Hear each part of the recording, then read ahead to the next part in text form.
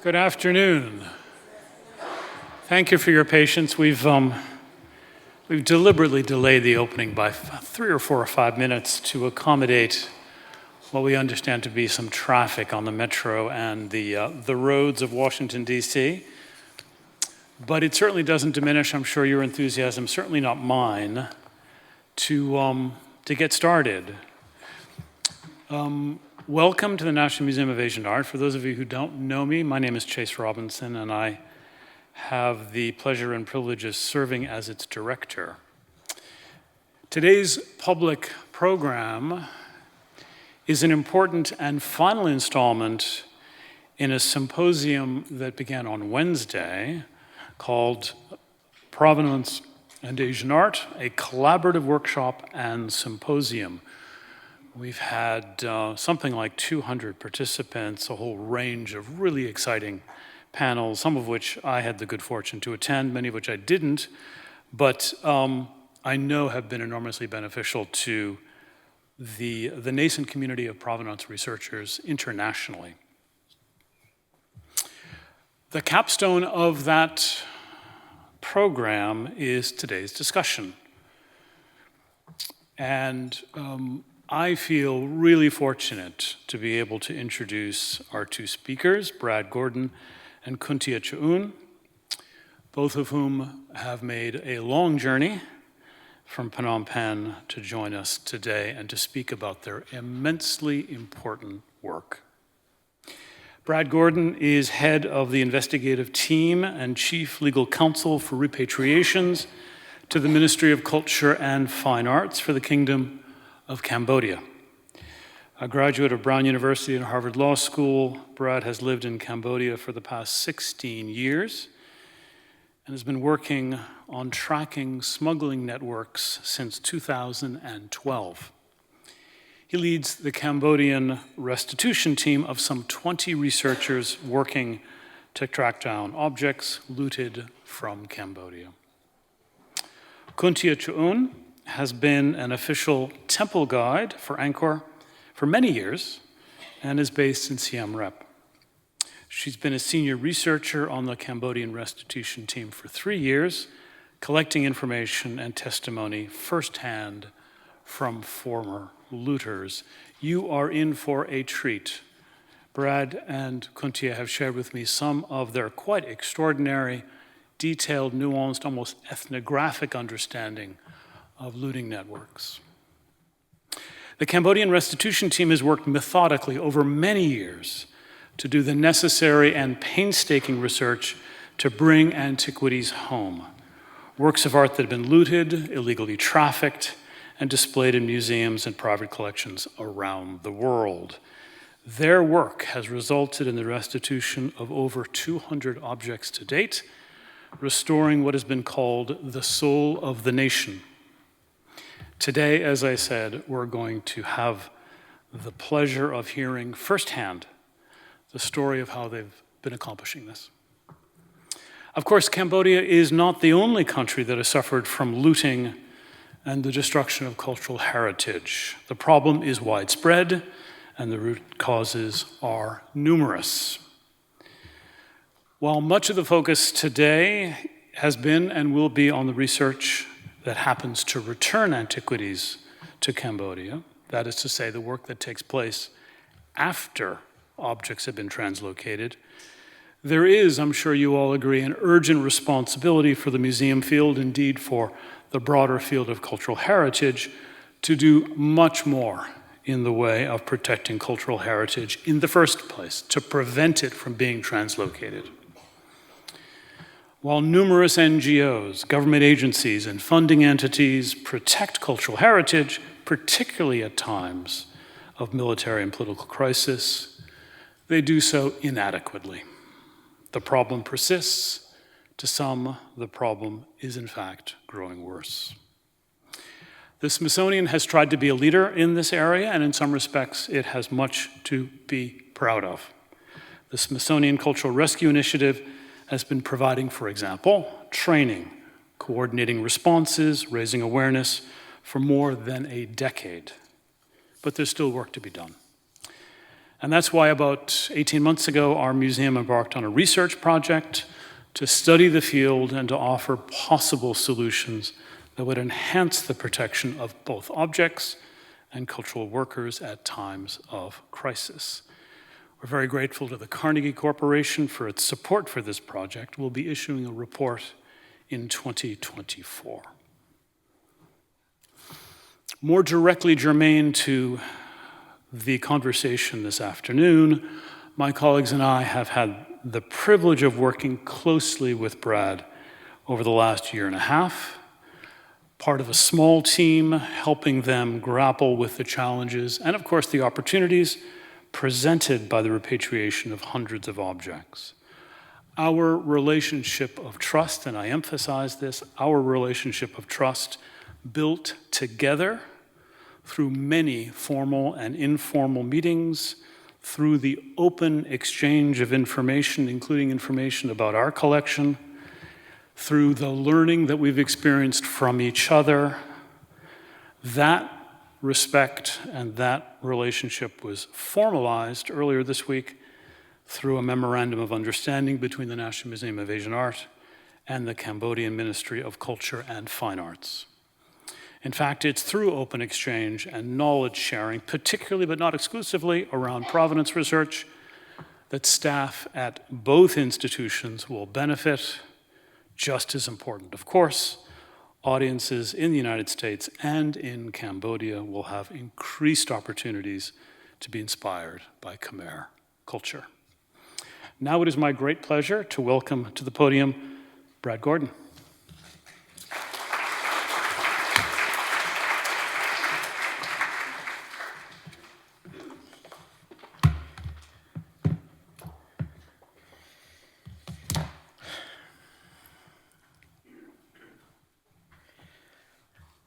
Good afternoon. What a great honor to be here today at the Smithsonian. I'm so proud to be here to represent our amazing team and to be part of this historic event. I'm here to talk about what led to today and what's next. I would say that I've been working on this for 10 years, and a lot of the time we've been out in the field and we've been working in secret, and our team finds it hard sometimes to talk openly about a lot of the information we've learned. And we've come up with code names for the various former looters we work with. But it's just something I wanted to mention up front, that there is sensitivity to our work. It's an ongoing investigation. It's multiple crime sites. And we have discussions going on with museums even in this room today. So there's a lot of challenges in terms of speaking about our work, but we think it's important to share with you what we've been doing and some of the results, and for you to hear directly from Cambodians about what they have learned on the ground. It seems like yesterday, when 11 years ago, I was contacted by prosecutors from the Department of Justice of the United States. They asked our team to find witnesses regarding a statue named Duryodhana. It's here in the photograph. It was being auctioned off by Sotheby's. DOJ had suspected it was stolen, and it was later, through the efforts of the US government, it was returned to Cambodia, and it's now at the National Museum. So I started off just focusing on one statue, the Duryodhana. The assignment from the DOJ lasted about 6 months. I remember in the early days, one of my colleagues in the office raced up to Gokye. He climbed up that temple you saw on the photograph, the opening image, and he looked around and he came back and he said, "We'll be done in 3 days. There's hardly anyone up there. This will be a very easy thing to document and to interview people." 10 years later, we're still working on this. In 2018, I was appointed by the Ministry of Culture and Fine Arts. I have my own law practice in Cambodia, and I had become very close friends with one of the Prime Minister's family and had said to him that You know, there is a dealer out there who has an extraordinary collection. His name is Douglas Latchford.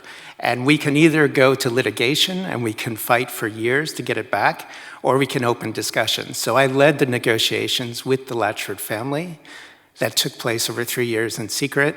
I think the whole world now knows the results. They did agree to return everything. There was no money paid for that collection. They were under enormous pressure from various investigations going on, and money had been frozen in Jersey, which I think you're now aware that there's a settlement that was reached with the US government over that money. But you know, it was an extraordinary experience to deal with the Latchfords and to negotiate a return agreement. The return agreement included a provision that they would hand over all provenance documents, all receipts, invoices, extensive documentation, and we have no confidentiality clause in that agreement.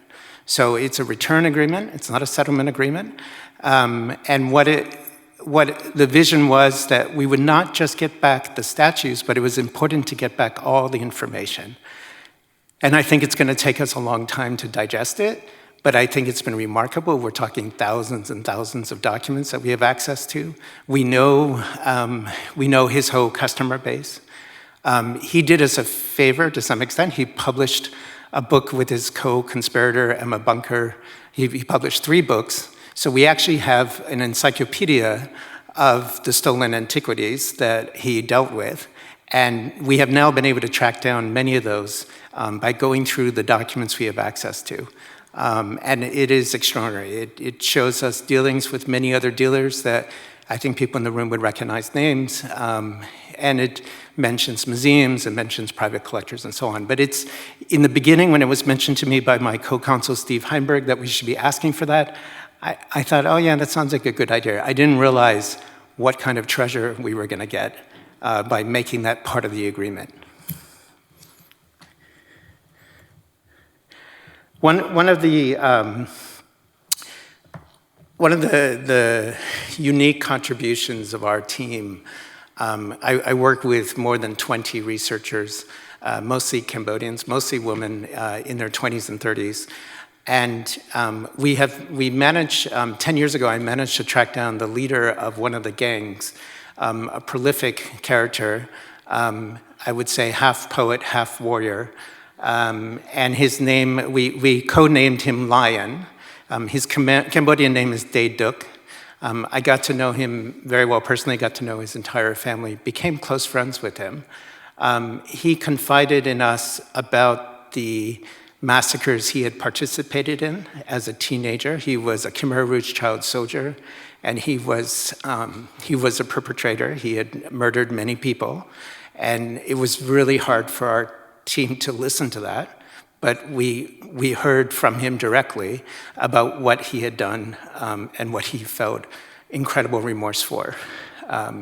But he had headed a gang of about 450 people in Cambodia.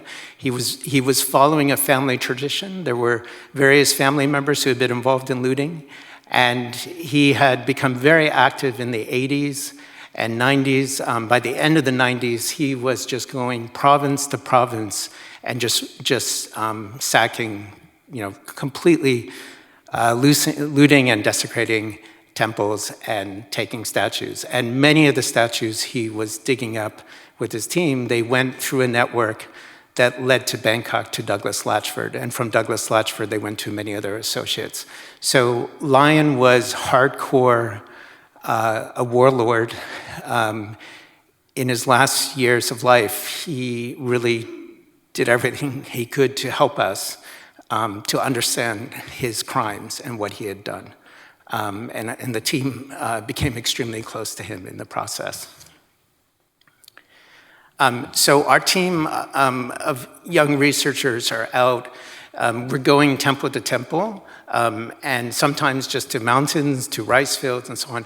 And there's enormous amount of knowledge creation that's happening that the world hasn't heard yet. And I think you're going to see more media, more movies, more things are going to come out in the future that you're going to be astonished by some of the secrets that he told us and some of the things that we've been able to verify about the Angkorian Empire.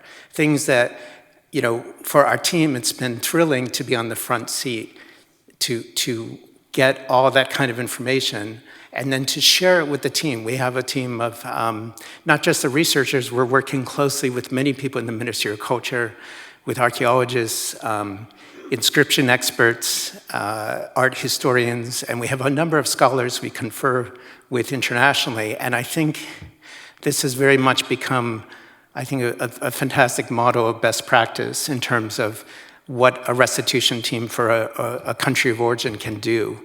And I think the sharing of information has been incredible in terms of the results. So when we're out in the field, Kunthea is going to go into a lot more detail about what we actually do. But one of the things that we're doing is we're working with former looters. This is one of Lion's lieutenants. We call him Blue Tiger. He spent an enormous amount of time with us. We have many informants we're working with. It's not just one. One museum said to me the other day, "Oh, you just have one person." No, we have hundreds. We have many, many people we're talking to. The stones do talk. And I think people did not expect this to happen. Latchford did not expect that the Cambodians would stand up 10 years, 20, 30 years later and tell the truth about what happened. And we have those individuals working with us. We're documenting it. We're tape recording. We're creating incredible amount of knowledge from looters who didn't have any rules to follow. So they cut across the country. They were not trained archaeologists, but they did take a real interest in what they were doing, and they were driven by market demand. I think that's very important for everyone to understand. Lion, his main purpose of doing this was hunting, and this was making money for his gang and for his family.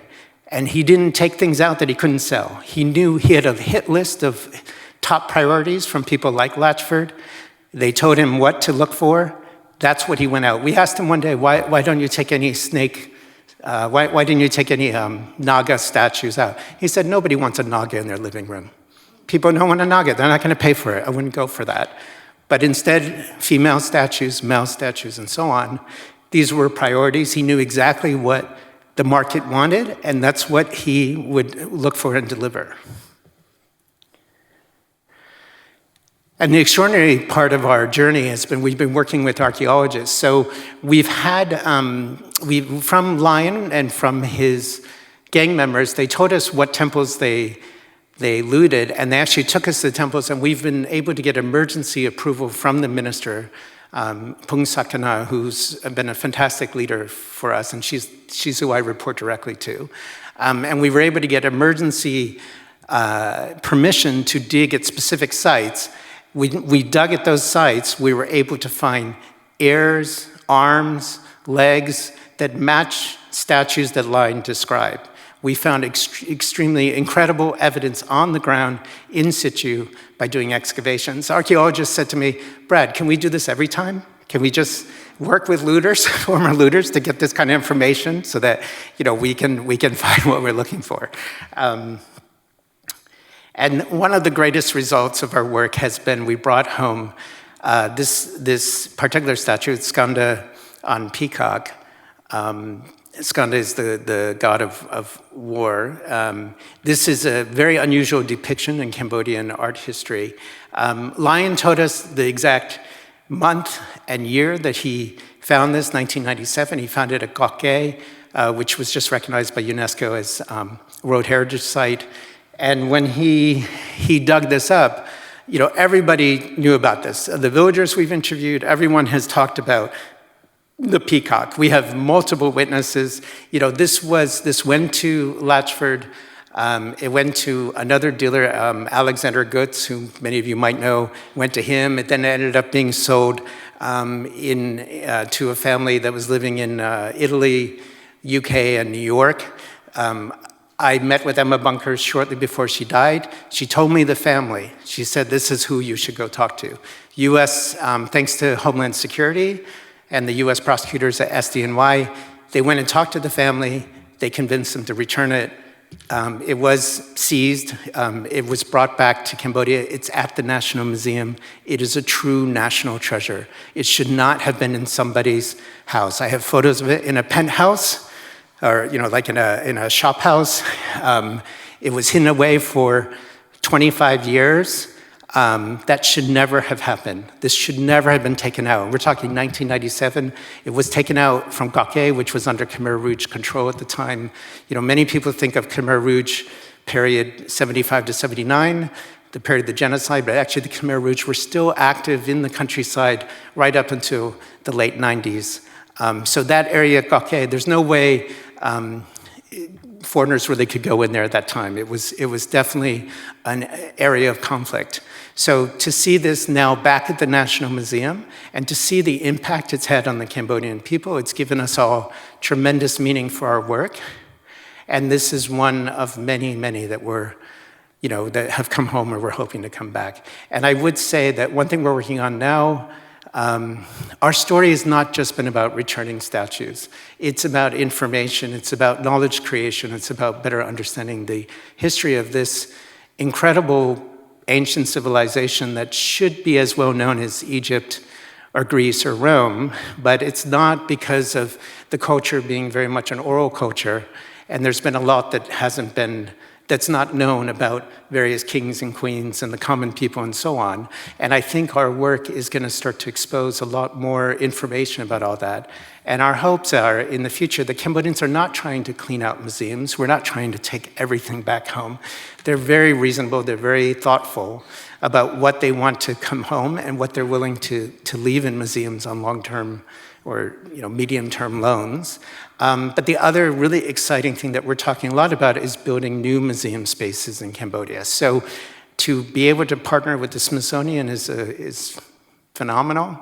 And I really thank Chase for all his support and Chris Beckley and the other members of the Smithsonian who have believed in our vision that this is not just a story about returning statues, it's a story about finding a way to what should we do when they come home in terms of conservation, there's a lot of debate going on inside Cambodia about putting statues back in their temples, how to do that.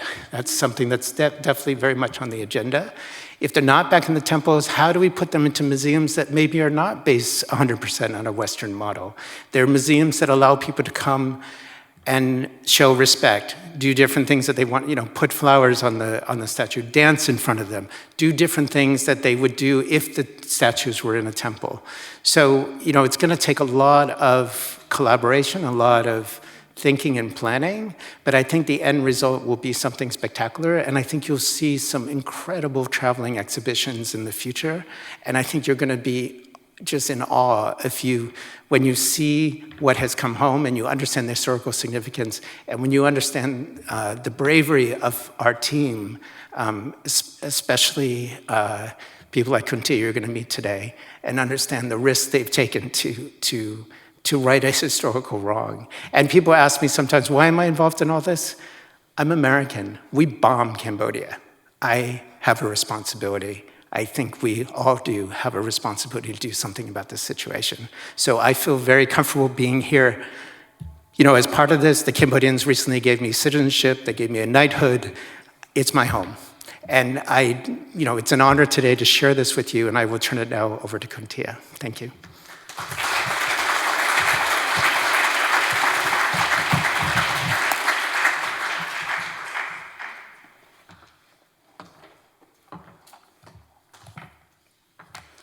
So, good afternoon, ladies and gentlemen.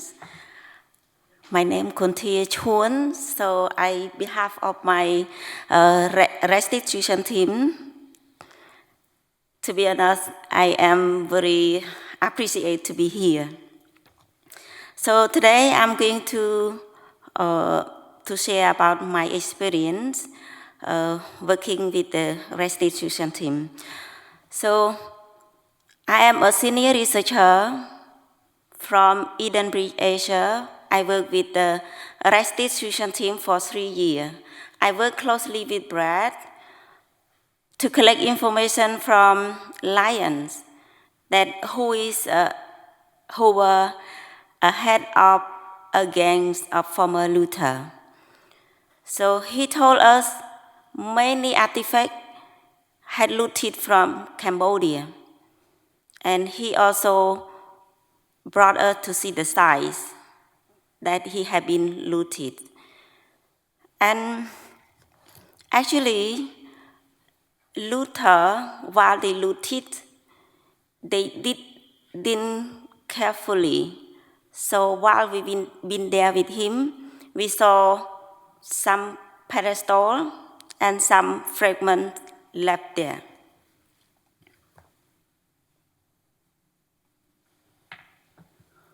So in here, I would like to share about how our team, how our interview process.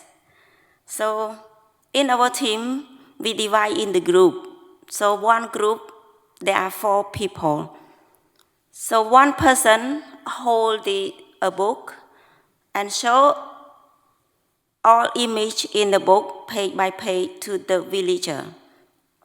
So some villager can recognize the statue. They tell us about where they have seen where and when. So one of our team take note, and one of our team take record, and other one member in our team take the photo. Take photo all the action that it is, keep for our documentation. So Lion told us he shared all his memory. He regret what he did, so he shared all sides that he had been, and he made a map for us. And all our team also make a map. So in our map, we take note the date, the name of location, and the name of artifact in page, which page up in the book. And also, each location we have challenging. So some location, no road, no exist. So, but we don't give up. If no road, we keep walking. We walk across the field, across the forest, to find the site that he had been. And some location, it was disappear because of the farming increasing.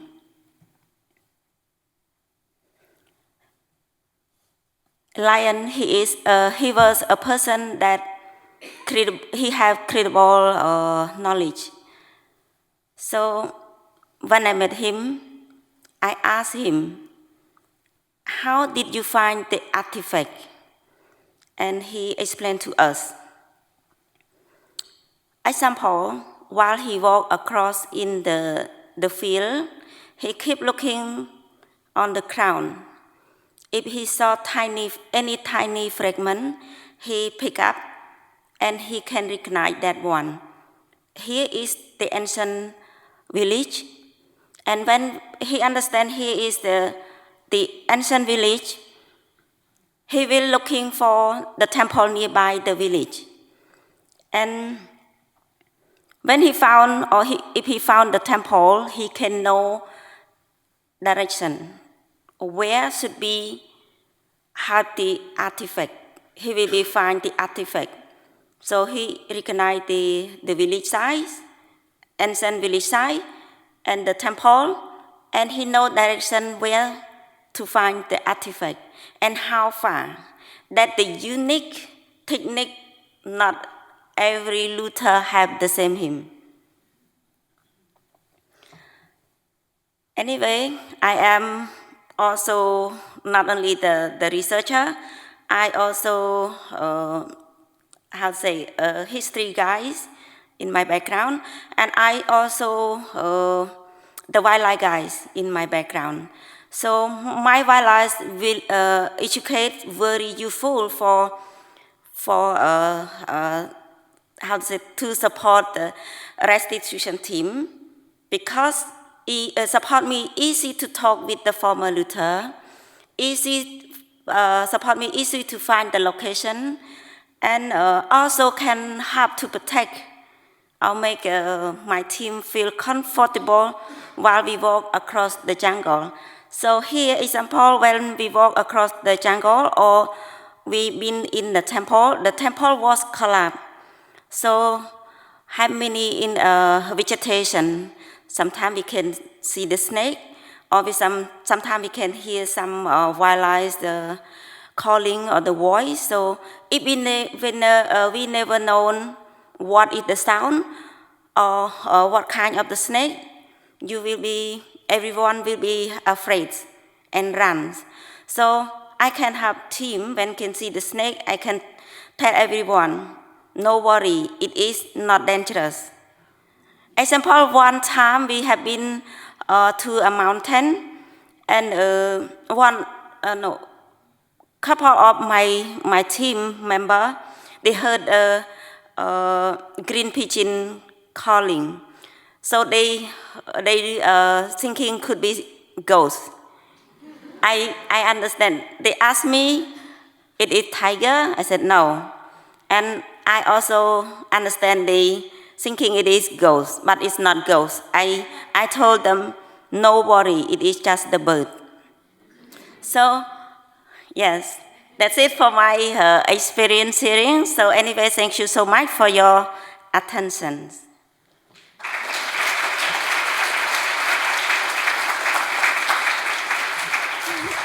Wow.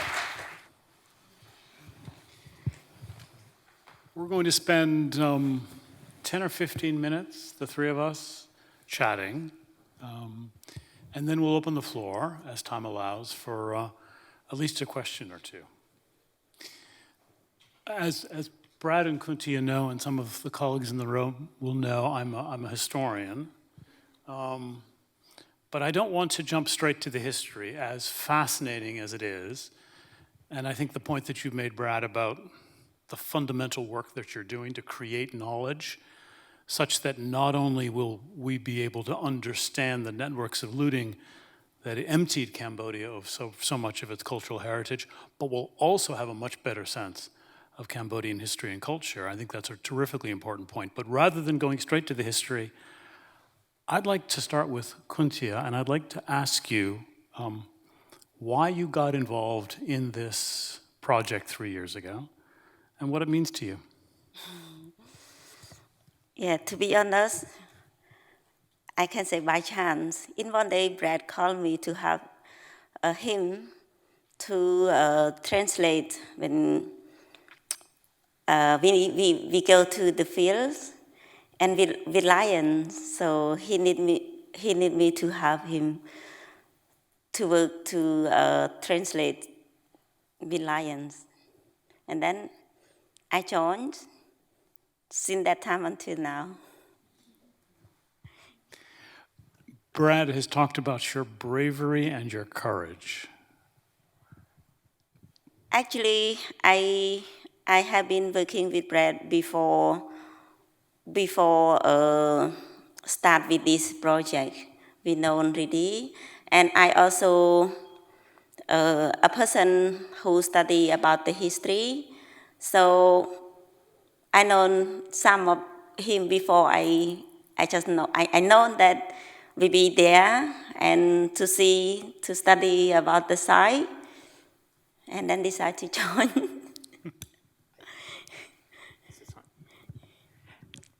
I would add that I didn't tell her anything about lion that first day. I just say, I need you to come with me. And so she came and she started listening to what he was talking about. And she looked at me like, this is a very special person. And I remember, Kunthea was extremely involved in taking care of Lion and taking care of his family. He was very sick right before he died. He had pancreatic cancer. And I think we really took on a role of not just trying to get testimony, but caretakers, helping him, helping his family deal with this incredibly painful death that he had at the end. And so she was extremely, she was there for him and really helped in so many ways. But I did not tell her the first day what she was getting into. And she looked at me like, what are we doing? But maybe you can also answer what it means to you, this work. Yes, I remember the first day that I met lions. Anyway, when I saw him, I just know this person is not easy to talk. And I know kind of, I can say like, yeah, because he's old, I don't want to mention like he rude, but a person kind of a person, he was been Khmer roots. So I also can understand when I saw his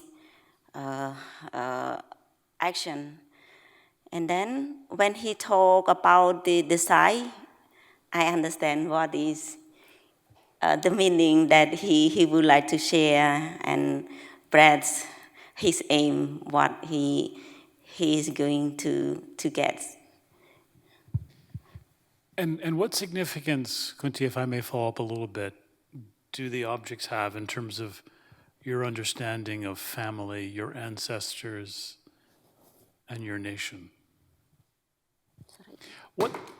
In what sense, how does the recovery of these objects, the repatriation of these objects, how do you think about them in terms of your ancestors or your family or what it means to be Cambodian?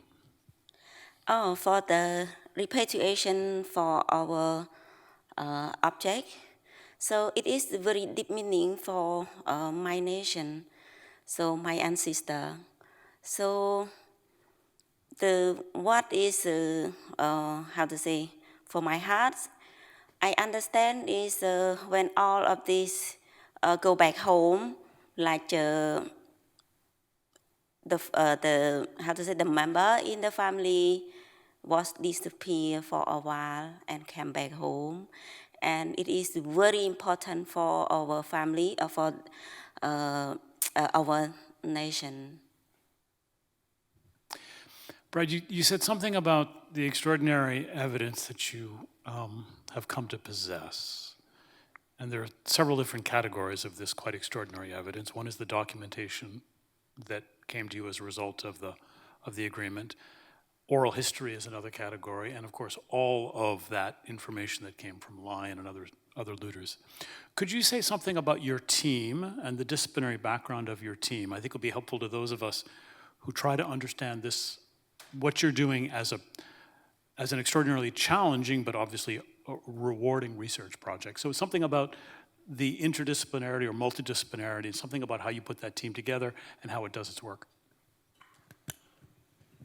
So I have a core team that do a lot of legal work. So they've studied law, they have legal backgrounds, or they're guides. We have a number of guides working with us, people like Kunthea.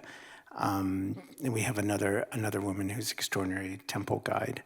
And we've had that core group working with the looters. And they have all been women. I could see very early on if we introduced a man with characters like Lion, it was very dangerous in terms of his reaction. So we have a team of women with legal and then guide backgrounds. But then on top of that, what we started doing is we worked with two archaeologists assigned to our team, because we found that we didn't have enough knowledge about the context of the sites we were going to. So that's expanded now. We have more than just two. We have a number of archaeologists from the ministry who are coming out with us to particular sites when we're gathering this information. And then on top of that, because of some of the things we're looking at, we've started to work with an inscription expert who's here today. Her name's Kunthea, she's in the audience, and she's one of the top people in the country who can read the ancient inscriptions. So we have inscription experts, we have stone experts, and we have bronze experts. And I would say we have a team, we have scholars from the States, from France, from the UK, all helping us in the background to look at some of the information that we're finding out. So it's really been interdisciplinary, lots of different skills needed. I have two or three other people just helping with some of the media relations that's been going on, because I think talking to the media has been extremely important in our work. So altogether, it's an extraordinary team. I very much understand that the work that was going to take 3 days is now in year 11, and that's just for one site. You and I have talked many times about how complex the project is, but knowing what you know now, what are to your mind, the most important lessons about looting, perhaps in moments of conflict, post-conflict circumstances? What are the most important lessons would you wish to raise, for instance, with professionals in the law enforcement business, with professionals who are concerned about interdicting, mitigating looting? What are the top level patterns that you've discerned?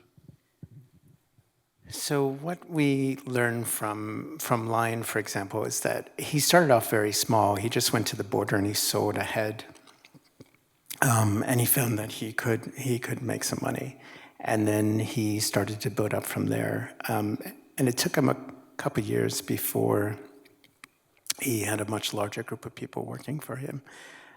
But what we do recognize today, and it's been documented by some of the criminologists, by Antiquities Coalition, other people who've been working in this space, is that there are levels and different roles when it comes to looting. So you have, we think about diggers, we think about kind of the people in charge of the diggers, and then we think of brokers, and then we think of like kind of first-line dealers, maybe in Thailand, and then you start to get into the more sophisticated dealers in London and New York, and then you get into the museums. So, in any sort of, I think things have advanced tremendously from where we were 30, 40 years ago when, Cambodia was really experiencing this incredibly tragic situation. I mean, there's a lot more understanding, but I still feel like the laws are not advanced enough, and international cooperation is not strong enough yet to really react when there's a war situation or a conflict situation. And I think one of the most important things is looking at the demand, looking at what the museums, the auction houses, the private dealers. They're very much driving what's happening in these countries. So I think immediately a reaction, some work has to be done at that level whenever you have especially when you have a conflict situation, because, I think about Cambodia at the time, what could the Cambodians really have done inside Cambodia? Of course, the government could have enforced their laws in the 90s, there could have been more arrests and so on, but you're talking about extremely unstable areas and right after genocide and parts of the country that were still under Khmer Rouge control. And other factions, military factions. I asked the question in part because, happily, this is now a part of Cambodia's past. Yesterday in Science magazine, there was a short article which reported findings from the University of Chicago about the ongoing looting taking place literally as we speak in Afghanistan. Literally as we speak. Sites, digging is taking place, walls are being raised, and the market, as you point out, Brad, and I think for those of us having the privilege of living in the West, need to address this squarely. It is ultimately market demand which drives these activities. Kunthea, perhaps a last question for you and a last question for Brad, a kind of 10, 15, 20 years down the road, 10, 15 years from now, what do you envision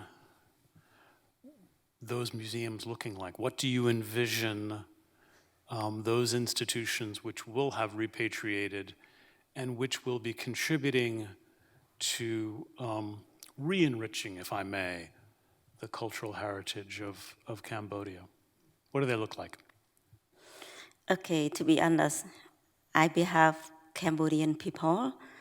So my perspective for next 10 years, like 5 years to 10 years. So I believe all the artifacts that have been looted and brought to travel everywhere and have chance back home. And it is the best for Cambodian people. It is very important that our nation come back home, nation culture come back home, and our ancestors come back home, and our God come back home. So it is very important for Cambodian education. So the new generation have chance to study about the history, about the,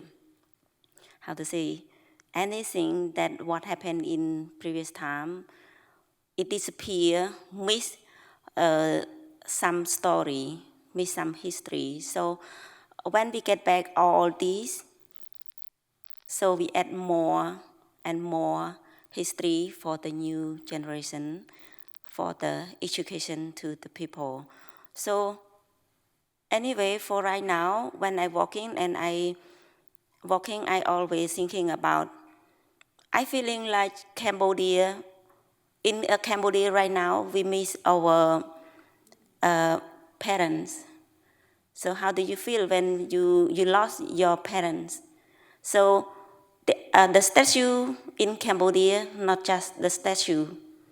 So the statue we respect as our God, as our ancestor. Very important for our nation.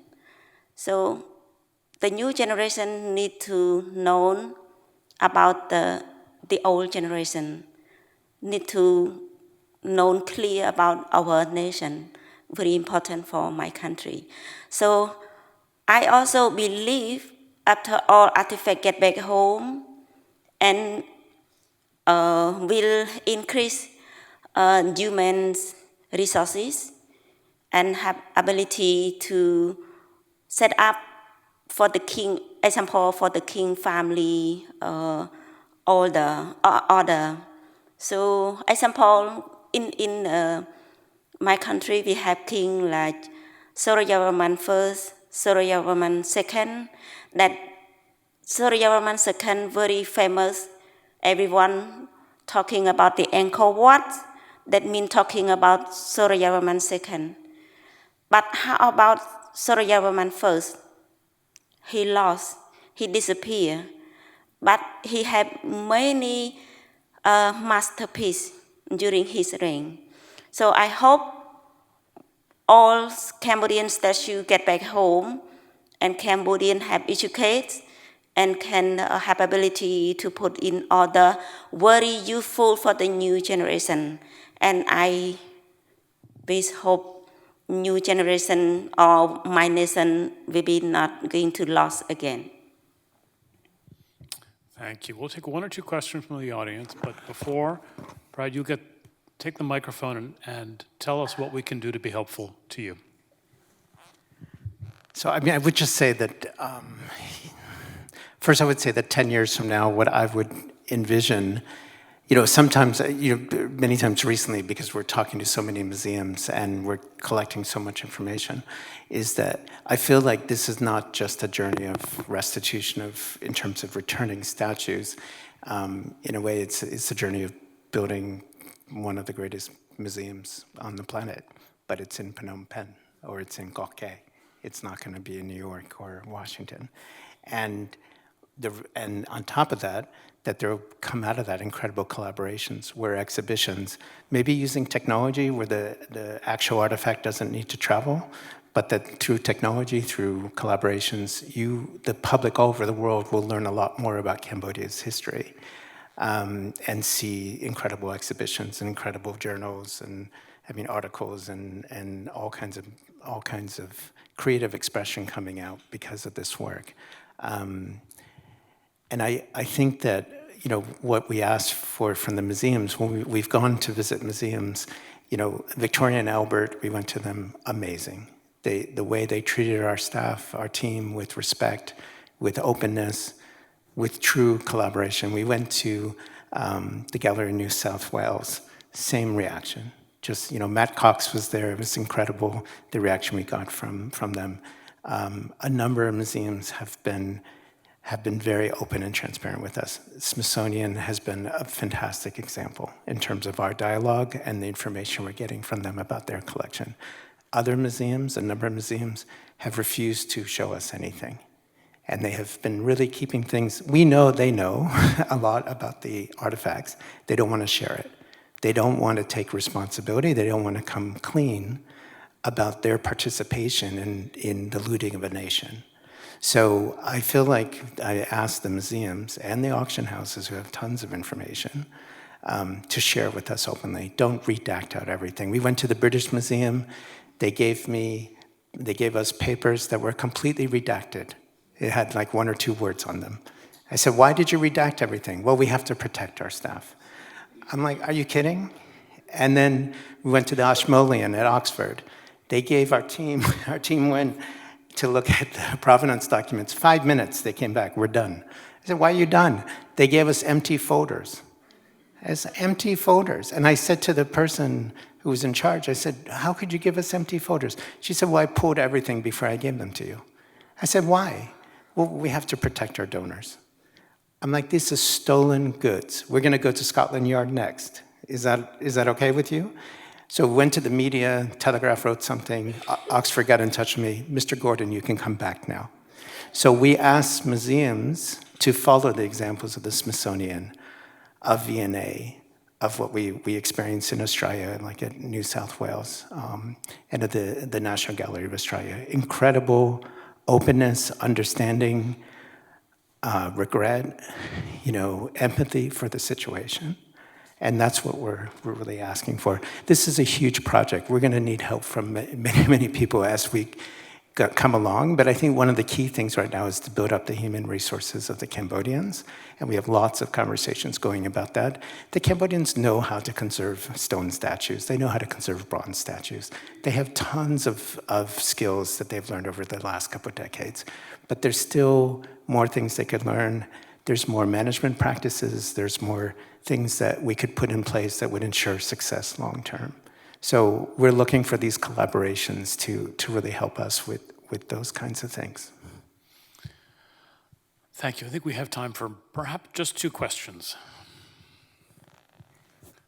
In the back. Thank you, Ella. Thank you so much for sharing that incredible story with us, Bradley and Kunthea.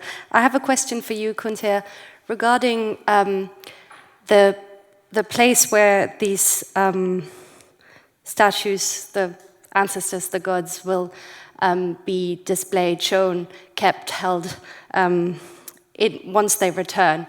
And I wonder what your opinion is on whether they should be in a museum, in a purpose-built environment, essentially, for their preservation, or whether they should return to the actual place they came from the temples, and what that does to the meaning, basically what your opinion is, whether you have a preference, and what your sense is perhaps from the community as well, whether there's a preference to actually have them in a museum as opposed to the actual site.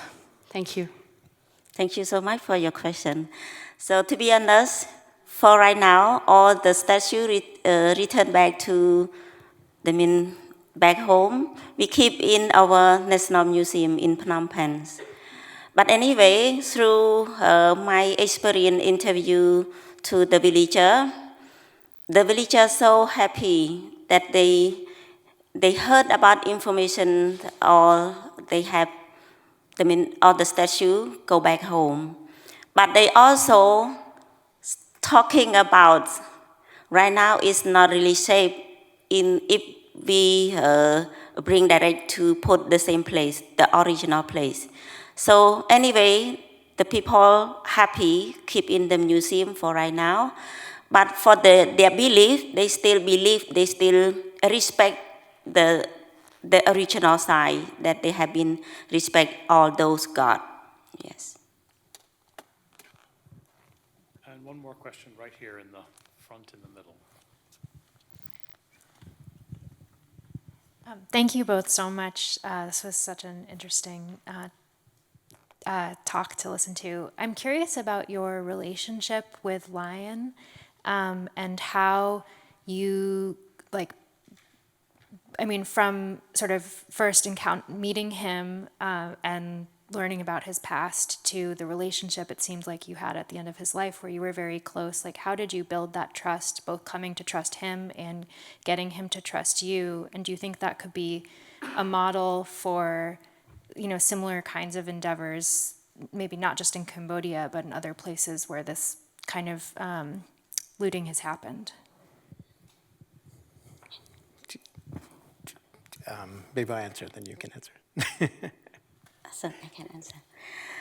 Okay, yes. I can say, actually, Lions, a person that I mentioned, a person not easy to talk. But anyway, from one time to one time, I can say since the beginning, he not really trust us. So he can share some.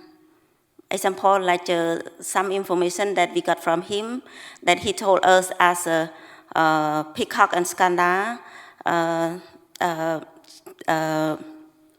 Skanda and Siva and Skanda. So he told us exactly, but he still hides some information.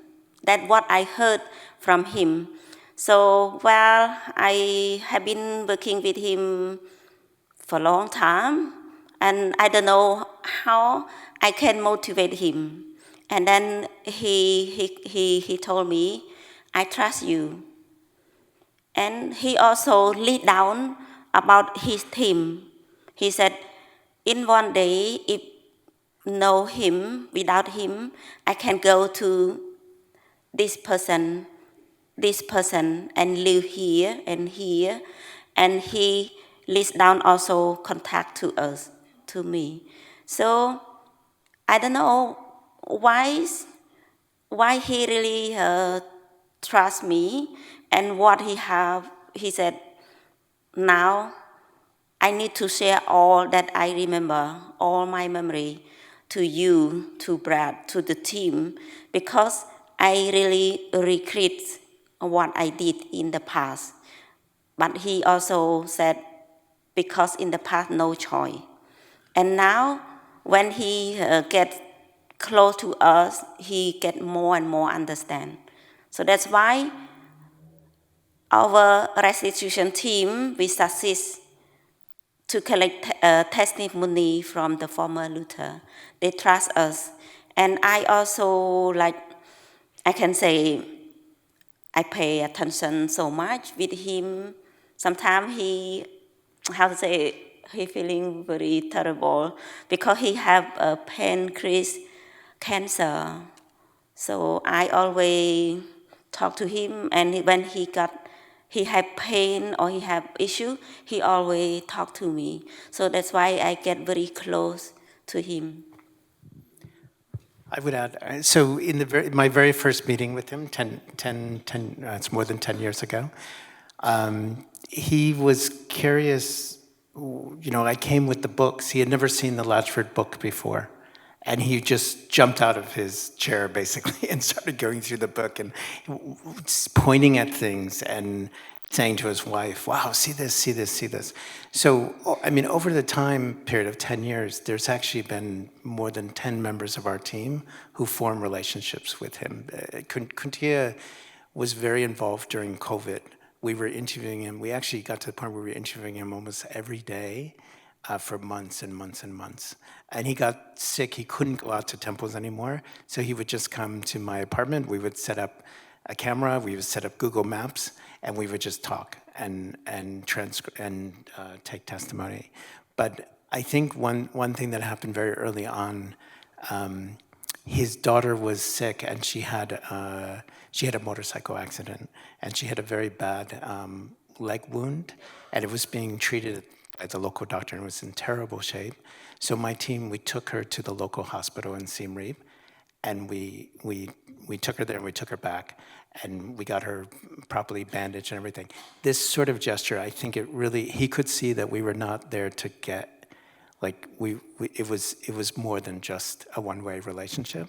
And I think over the years, there were a number of health situations that came up that our team, my feeling was we had to take care of him. He was one of the most important informants, and that we had to make sure that, at least from a health perspective, we could help him. But it was really difficult at the end. He was in incredible pain, and I think for the team, it was just such a, it went way beyond just work. This was a real human relationship we had with him. Kunthea, Brad, thank you so much. Please join me in thanking our two.